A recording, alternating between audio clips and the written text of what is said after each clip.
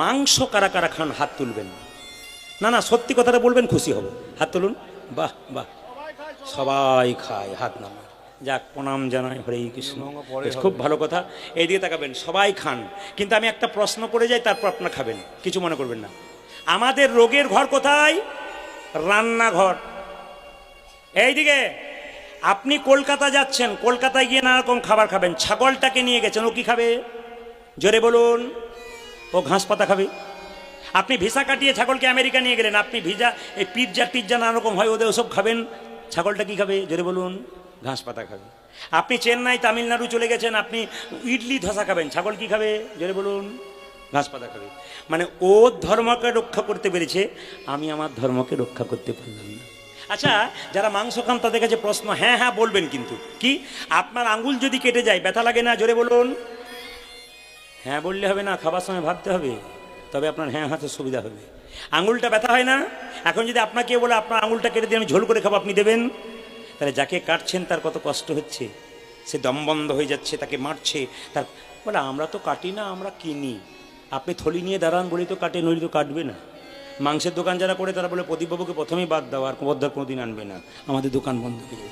না ভাই, তোমার দোকান কোনোদিন বন্ধ হবে না, তোমার দোকান চালুই থাকবে, আমি যতই বলি শুনবে না। তবে একটা কথা বলি আপনাদেরকে, যে যেখানে বসেছেন, আচ্ছা ছাগল জল খায় চুমুক দিয়ে না চেটে চেটে? জোরে বলুন, জোরে বলুন। চেটে চেটে, চুমুক দিয়ে। আচ্ছা বিড়াল জল খায় চেটে চেটে না চুমুক দিয়ে? বিড়াল মাংস খায়, জল খায় চেটে চেটে, আর ছাগল ঘাস খায়, সবজি খায়, পাতা খায়, এরা এরা কি করে জল খায়? চুমুক দিয়ে। মিলটা কাদের সঙ্গে আছে? কার সঙ্গে আছে? ছাগলের সঙ্গে আমাদের আছে না বিড়ালের সঙ্গে আছে? কোনটা? ছাগলের সঙ্গে। ছাগলকে মাংস দিয়ে ছাগল খাবে না, দূরে সরে যাবে। আর আমাকে মাংস দিলে দিব্যি গরম মাংস, গরম মশলা কিনতে যাবো বাজারে, বাবারে মাংস এনেছেন। তাহলে আমরা আমাদের ধর্মটা রাখতে পারলাম না। অনেকে বলে মাংস খেয়ে প্রোটিন হয়, আপনি কি বোঝেন? বললাম তার ছাগল যা খেয়ে প্রোটিন হচ্ছে, তুমি তা খেয়ে প্রোটিন করে নাও। ছাগল খাবার কি দরকার আছে? না কি বলছেন? ছাগল খেয়ে যদি প্রোটিন হয়, তাহলে ছাগল যা খেয়ে প্রোটিন করছে, তুমি সেই খেয়ে প্রোটিন খাও, করো, তাহলে তোমার লাভ আছে। কিন্তু সেটা করবো না, ছাগলের মাংস খাবো।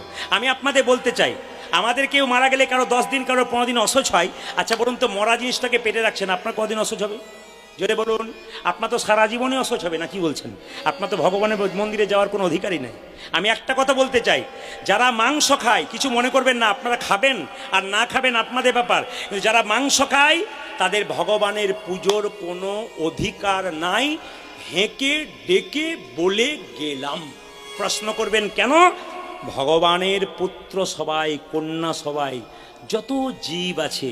আচ্ছা বলুন তো মা, আপনার ছেলের ঘাড়ে ধরে 2 থাপ্পড় দিয়ে দাঁতটাকে ভেঙে দিয়ে কেউ যদি হাতটা ভেঙে দেয়, না আপনার পায়ে প্রণাম করে বলে আপনি প্রণাম নেবেন, আপনার ভালো লাগবে? বলে আমার ছেলেকে মারবি না তুই, আমি প্রণাম করতে আসবি?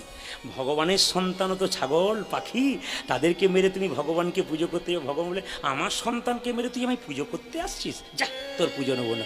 বিচার করে বলে না না, আপনারা যারা খাবেন তারা খান, কিন্তু বিশেষ করে বলে রাখি, বিশেষ বিশেষ দিনগুলো আপনারা কেউ খাবেন না। জন্মাষ্টমী, রাধাষ্টমী, রামনবমী, একাদশীর দিনে যদি কেউ একাদশী না করতে পারেন নিরামিষ খাবেন। অমাবস্যা, পূর্ণিমা, বিশেষ বিশেষ তিথিগুলোতে অন্তত মায়েরা মাথায় রাখবেন, বৃহস্পতিবার অন্তত বাড়িতে বাড়িতে যেন আমিষ রান্না না হয়, নিরামিষ রান্না হয়।